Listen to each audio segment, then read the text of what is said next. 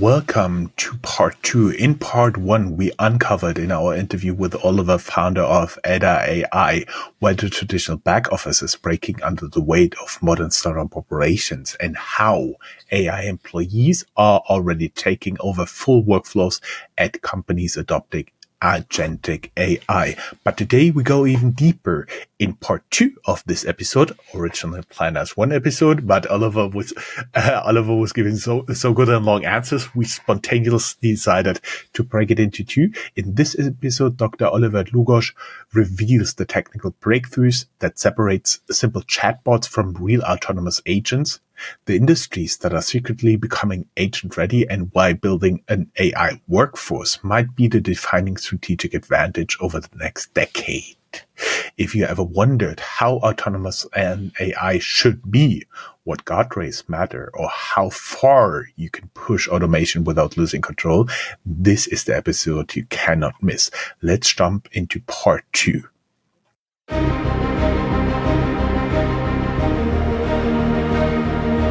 Welcome to Startuprad.io, your podcast and YouTube blog covering the German startup scene with news, interviews, and live events.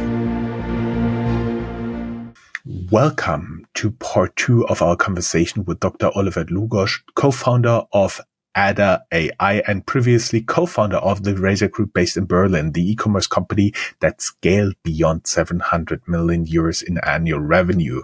In part 1, Oliver walked us through the origins of Ada Corp, the rise of AI employees, and why agentic AI is fundamentally different from every wave of automation that came before it. Today, we shift gears. In the second segment, Oliver breaks down the technical and operational mechanics that allow AI employees to execute multi-step workflows, make decisions, coordinate across tools, and operate at levels that were considered impossible just a few years ago. We explore the real breakthroughs behind autonomous agents, how companies move from one agent to AI workforce, what guardrails prevent runaway autonomy, emerging industry leading the adoption curve, and how agentic AI will reshape hiring rules and organizational design. In part 1, showed us why AI employees matter, and part 2 shows us what's coming next and how fast. Oliver, welcome back. Thank you. Great to be here. Totally my pleasure. For everybody listening, it was a few days or even longer. For us, it has been just 5 minutes. So let us talk about what's the real technical breakthrough that makes AI employees fundamentally different from chatbots or those RPAs. Why we have chosen to call them AI employees is because that wording should show that the usage, the application goes beyond these very singular purposes. What do I mean by that? A chatbot is there to chat, right? It's mostly confined to the exchange of communication, right? You can have small LLM helpers that, for example, summarize documents, right, and give you a quick notes around it. But the thought about AI employees is that it can go much, much further. It can go beyond. It can actually act on a longer process scale, so to speak, and connect many different dots. And what you need for that is many different things. You need the capability of using LLMs in exactly the right way, that they produce the outcome that you want, human-like communication. You need integrations into many different systems. You need an integration into your communication system, into your Outlook or whatever email provider you use, into your maybe direct messaging service. You need integrations into your system of records, into your ERP, your CRM, for the logistics folks out there, into the TMS, the WMS. You need a human interface. You need a front end that the team can actually use, right? And there are all of these different elements that you need to combine in order to really think an entire process. Because only if you think an entire process, you can also have impact that is really sizable, that is really substantial. And it's more than a little helper here, a little helper there, where, yes, it might be interesting, it might be helpful in everyday life, but it doesn't create this measurable, meaningful impact for organization that truly, gives teams the room to breathe and feel like, wow, something has really changed. And because you can combine all of these different things now, and because you can tie all of these ties together, you can think about a broader automation and more impact that creates benefit for the organization. As AI grows quickly, what patterns are you noticing in the demand of your customers? Which industries are, or which processes are agent ready now, as of today? The pattern that emerges is that companies often have one or two use cases that is on top of everybody's minds because it seems to be present. It seems to be that people discuss these. And we often start there, and they most frequently lie in the procurement process, sometimes in the distribution process, but often in procurement. And then when you go deeper and you start to work on the project and you start to build, then more and more people hear about, what is possible and what can be done nowadays with the help of LLMs and other technology. And then more ideas emerge and people start to see more use cases from different parts of the organization and start to discuss and, also initiate further projects, further use cases across the org. So I would say classically your procure to pay and your order to cash flows are agent ready or automation ready. Really, I think the word AI agent is something that I find, I don't know, difficult in how to interpret it, right? What does an agent actually do? What does an agent mean? I feel like it's a word that everybody uses, but what is really behind that curtain? What is an agent? I would bet if you ask 10 people, you get 12 answers. No, I fully agree.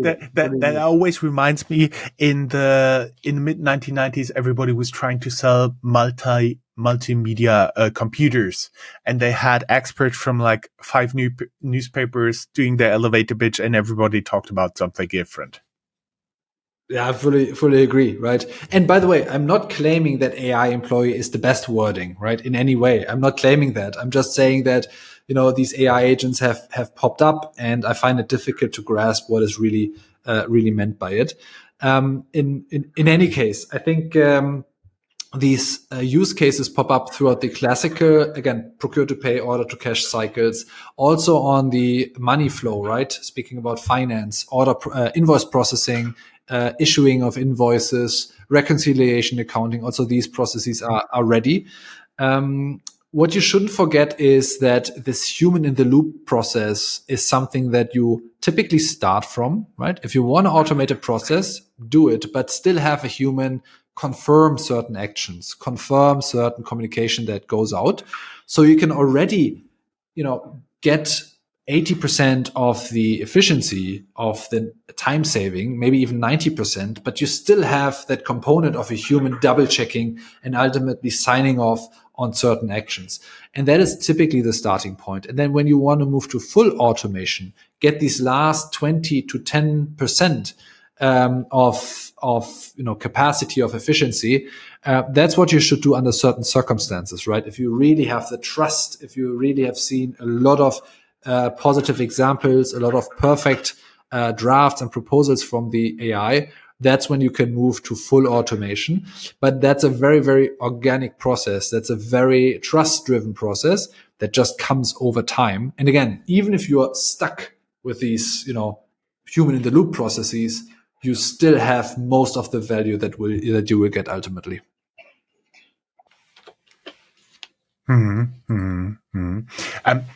We've been always talking about the employees who get rid of very boring stuff. We've been talking about the entrepreneurs who get more efficient with a few employees. But where are the customer wins? What's the most surprising outcome a customer has seen after deploying an AI employee?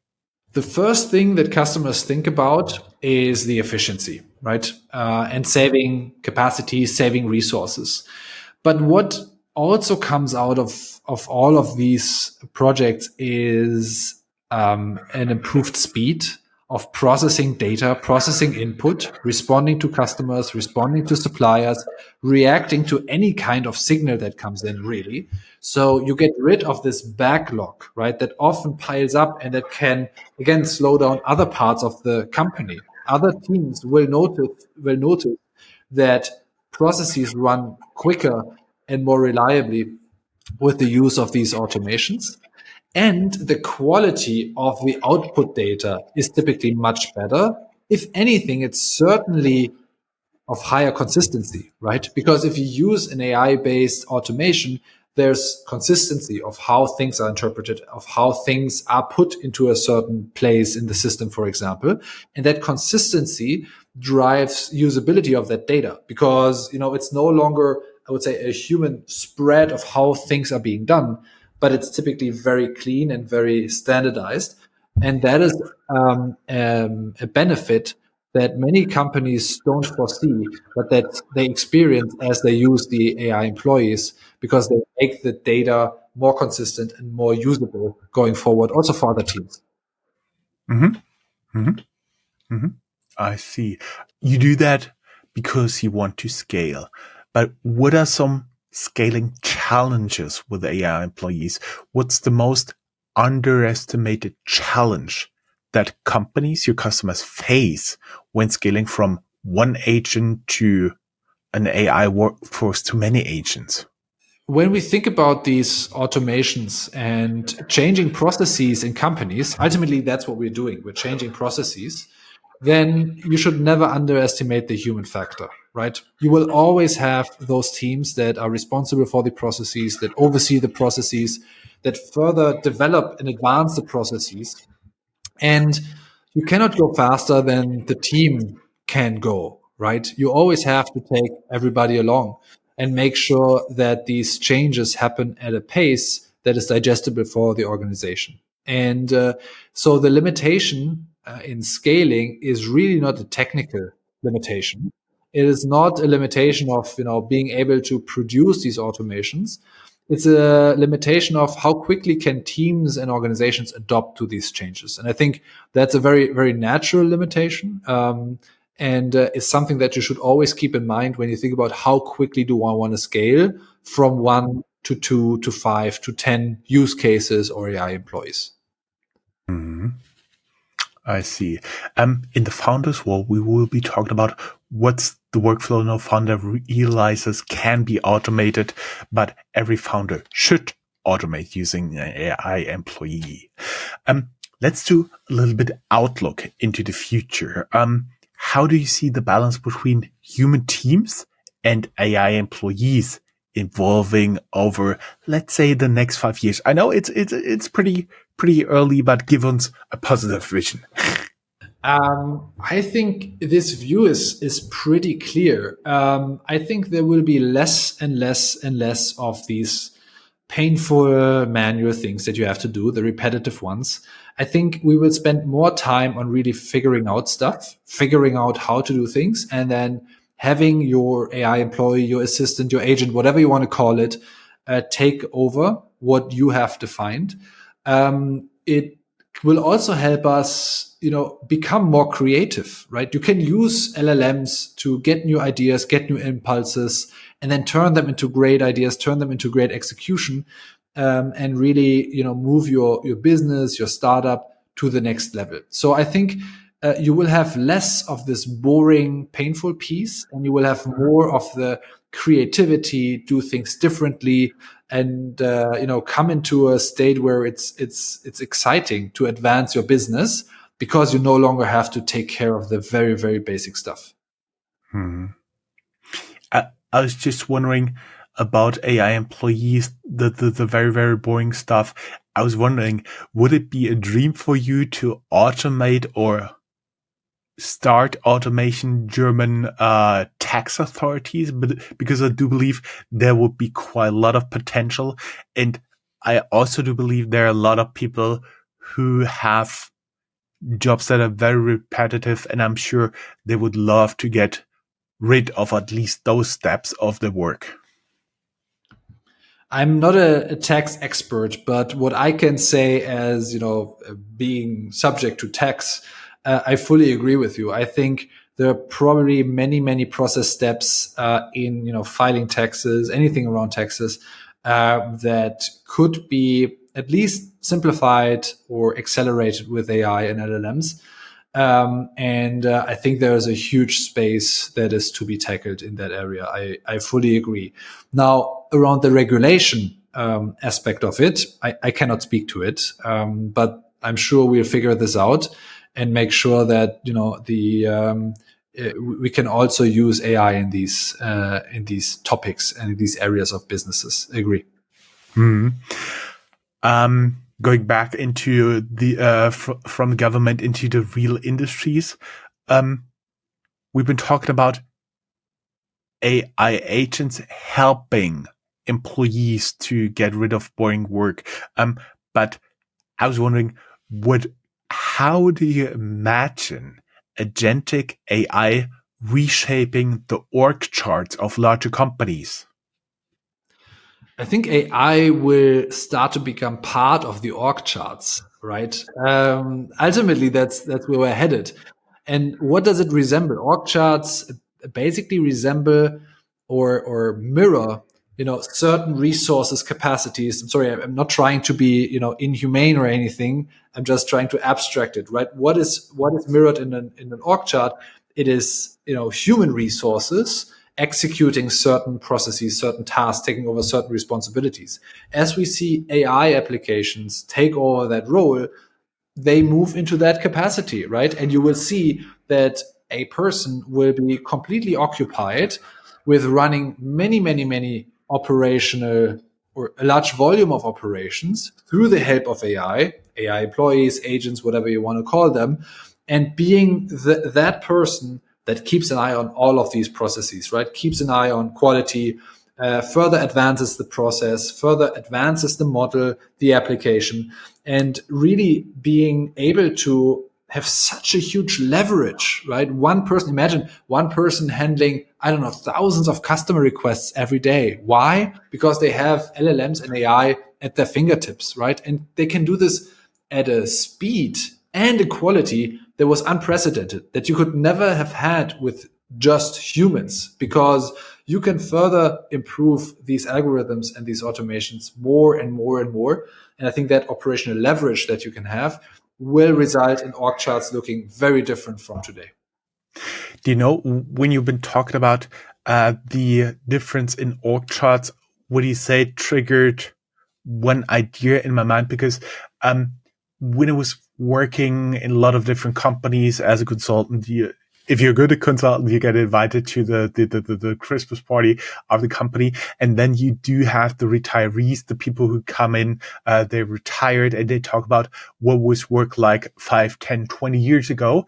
And I was wondering if at one point, you'll have like one room in a company. I had in mind a lot of old screens where you can basically talk to old AI agents and pick their brains on knowledge from the past or how it was done in the past. Why not? I think it would be enriching, right? If you could tap into that knowledge, it's still fresh, because it will always be fresh, right? It will remember, and it will be able to help us and learn, right?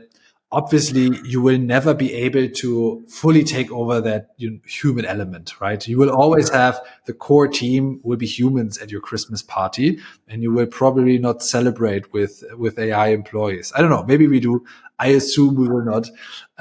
But having that, these capacities of remembering stuff very clearly, giving you insights, you can ask any questions. It will hopefully answer in the correct way, in a true way. I think this is a value add that we are just starting to understand, just starting to grasp, really. What I had in mind when I was talking about this was having a digital room, not necessarily to be entered during Christmas party. We all know that can get out of hands, but a digital room where you can basically look into different screens and have all the old AI agent archived there, which of course, will be a big job for knowledge management. I'm sure you're working on ideas for that as well. um, let's pick your brain a little bit about a contrarian view. What is one unpopular truth about autonomous agents that nobody in the AI industry wants to admit? I think it comes down to this topic of autonomy that you mentioned before, Jörn. I think the unpopular truth is that we are still far away from this true fundamental autonomy of really running human processes. People sometimes claim and continue to claim that we are there already. I don't see it. I have not seen it in application, and I think it's still a little bit of a way to go to really have that live and ready and in production. Mm-hmm. For our founders out there, for our audience, DM us on LinkedIn, me, your manager. What would be the one process you'd automate first? We'll share the most creative ones anonymously. Looking forward to ideas there. Let's get a little bit towards the end and dispense a little bit of advice.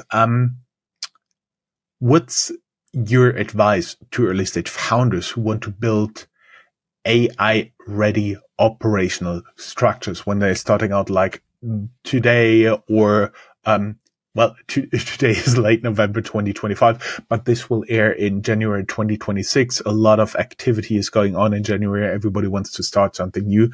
What advice would you give to entrepreneurs now thinking about setting up the company? Great question. I think, yes, it should be AI native, I think, because not starting something AI native or with AI in mind would be foolish given all of the technology that we have and the capabilities the technology brings. But I wouldn't overdo it. I wouldn't say, first day you start thinking about AI. No, first day, think, what is your business? What do you want to do? What's the value that you will bring to your customers, to, society, to the world? And since post-corona, how do you make money? What's your unit economics, your economics of scale? And then think about how AI could raise that. That would be something I would be thinking about. How about you, Oliver? Exactly, 100%. So first start with, what are you doing? How do you create that value? How do you monetize? All of these are very, very important questions. And once you've figured that out, or once you have an hypothesis and you want to test it, use AI as a tool, right? Use LLMs to then scale yourself, scale your time. But if you're not a business, that sells AI, where AI is really the core product, don't start with AI the very first day. Start with the fundamentals of the business. I think this is true. This will always be true. And once you've started to figure out things and you have your hypotheses or something that's even proven, use AI to scale. Use AI to create that leverage that you want to have. I'm curious for one thing, because we're going through the last standard question and then we have the two mandatory. But before we go into that, can you see a future where the AI employees are targeted by hackers and used for nefarious purposes? I think that time is already here. I'm very sure that hackers are already trying to attack LLM systems, AI systems, and it's something that you have to stay on top of, and that you have to build countermeasures against. So I think that's absolutely critical whenever you design any kind of AI system, that you have that in mind. People will always try to get to your system. They will always try to hack you. So security is number one priority, particularly if you think in broad applications, right? For a small company, small startup, they might not be the first target, but when you move to larger scales, then you're certainly targeted day in, day out. And that must be very core to how you approach the entire thing. Mm-hmm. I see. And the last question I prepared for this interview: if every company in the world would deploy AI employees tomorrow, what do you guess would be the one that breaks first? Like what function, what capability, what would break first? Oh, great question. Great question. I mean, looking at what LLMs are great at, I would assume some of the numerical stuff would probably break. I don't know. Maybe the forecasting piece or the optimization piece might be something that is most fragile because LLMs, large language models, are not designed for numerical analytical approaches. But that's just my guess. I hope we will not see that happen. But if I had to guess, that would be my take. Our standard questions are pretty normal. Are you open to talk to new investors? We are always open to talk to new investors. We are not actively fundraising, but we are always open to talk. And this is a funny question for you, because are you also open to look for talented employees that you cannot yet that you cannot completely replace with AI employees? We are also looking for great people, absolutely, at any point in time. So yes, we are hiring. So basically, we'll link down here your career website and your personal LinkedIn profile so investors can reach out to you. Perfect. Let's do that. Oliver, thank you very much. It was such a pleasure to having you here twice. Thank you. Thank you, Johan. It was a real pleasure. It was great talking to you. Same here. Have a good day. Bye-bye. Thanks.